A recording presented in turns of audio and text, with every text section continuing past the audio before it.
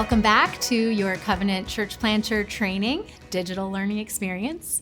We have 2 training videos for you this week. First, we're going to take a look at stage 3 from the 4-stage launch. Some of you may be heading into stage 3 now, while others of you may still be in stage 1 or 2, and that's okay. You can always return to this content later if the timing is not aligning perfectly with your reality on the ground. Then, after looking at stage 3, we will also be covering the Leadership Development System, our second of the outward systems. So I'm excited to pass it off to Andrew Mook, our trainer for stage 3. Hey everyone, my name is Andrew Mook. I'm the founding pastor of Sanctuary Church in Providence, Rhode Island, and we are going to look at one of my favorite stages in the life cycle of starting your church. This is stage 3. But before we do that, let's briefly review. Stage 1 is all about launch team development, gathering a team of mission friends to help you plant the church that God has called you to. In stage 2, you begin to fully express what your church is becoming through something called preview services. These are your first public worship gatherings that are a preview of what's to come, and expanded missional engagement in your community. In stage 2, you're working the stage 2W. Stage 3 is a natural continuation, obviously, of stage 2. In stage 3, you will move to weekly worship gatherings while still maintaining the freedom to tweak, improve, and overhaul as needed. Everything in stage 3 is still pre-launch. And this gives you the time that you'll need to improve and work out some of the kinks before your grand opening. There was so much good that came out of stage 3 during our launch. This stage, by the way, isn't about making your church perfect. It's about developing a culture that is always striving for better in all of the right sorts of ways. And if we want to get better, right, we have to name what's not great. Stage 3 helped me learn the importance of calling things out. For instance, we worked really hard to create a culture where framed feedback became the norm. Like, how do you give feedback? Again, by that I mean giving our team helpful, confrontive language like, I'm with you, I am for you, I am committed to helping this church reach its redemptive potential. So let's talk about X. Because we all know you get what you tolerate. The culture and excellence of your key ministries are not just a byproduct of what you've created.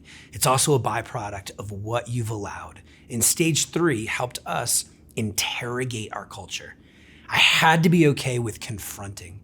It was the first time I started to tell leaders who would say to me things like, people won't do that, or Andrew, people won't show up for a team meeting for that long, or people won't serve there.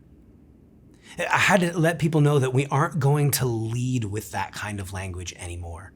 We are going to start saying, it's not that they won't fill in the blank, it's that we haven't led them there. The shift helped people lead each other at a critical moment in our launch. We couldn't have a church that's afraid of confrontation. We still can't. Stage 3 helped us move closer to being a church full of coaches who want to see everyone grow and see everyone get better. And when excellence, by the way, whatever that word means to you, is framed as a journey instead of a destination, you'll have a much better shot at hitting these stage 3 benchmarks. So, how will you know when you are ready to move from the W to weekly gatherings? And remember, by the way, you'll discuss your specific benchmarks with your coach and conference staff, so yours may be slightly different.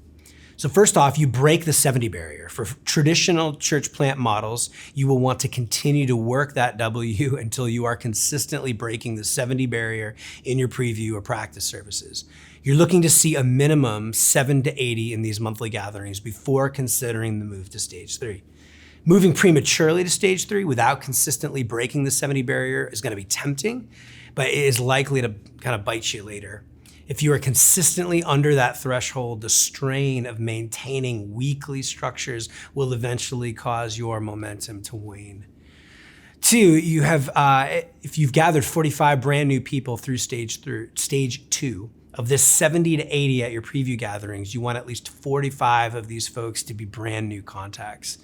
Don't be tempted to overlook this benchmark. The ability to gather 45 new people previously unknown to you and your team is a key indicator of your ability to grow and maintain momentum through stages 3 and 4. Number 3, you want to be committed to growing the launch team. Now, obviously, through stage 2, the commitment and energy level of your team should only be growing, not waning. And new folks should be joining the team regularly. So don't consider the move to stage 3 without evidence of a larger and more committed team than you began the journey with. So let's talk general goals of stage 3. So let's imagine you're consistently seeing more than 70 people at your preview services. You've gathered 45 new folks and your launch team is growing, hopefully like buzzing with energy. It's time then to move to the stage 3. And so the plan would be you're gonna move from monthly to weekly public worship services. While you do this, you're gonna continue to maintain the strong gathering and outreach rhythms that you began in stages 1 and stages 2. You'll never stop reaching out, never stop gathering. You're gonna launch your small group systems if you haven't already, and you're gonna use every opportunity to continue to develop your launch team and invite folks in to some sort of like servant volunteer ministry teams like worship, hospitality, kids, etc. But mostly, you're going to practice and keep practicing, evaluating and tweaking. Stage 3 is all about testing these systems and getting used to the rhythms of weekly worship gatherings and weekly small group gatherings ahead of your grand opening. I remember an individual on our launch team coming up to me a few weeks before our stage 3 soft launch season and asked me, so what do I do now?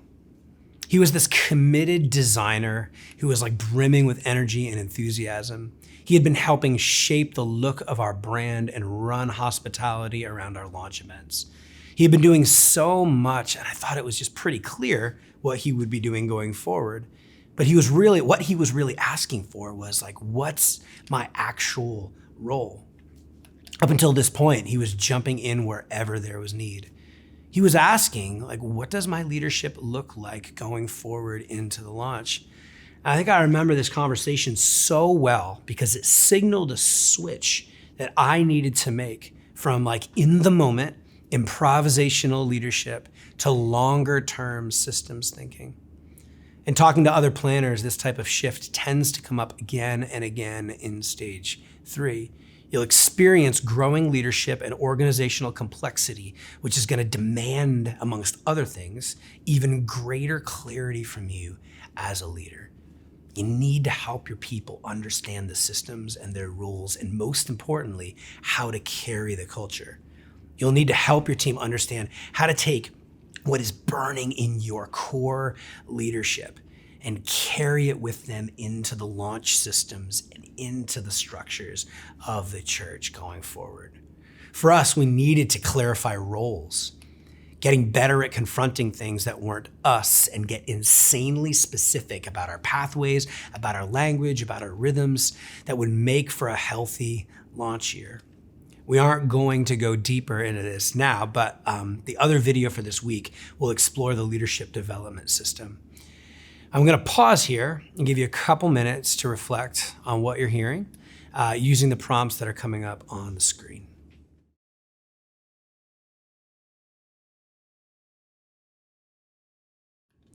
All right, let's talk about stage 3 benchmarks. Again, your benchmarks are based on the end goal of financial self-sustainability. So your specific benchmarks may be slightly different from the general baseline that I'm going to share here. Your coach and your conference staff will help you determine your specific benchmarks for each stage. But in general, here is what you are aiming for in stage 3 before considering the move to stage 4.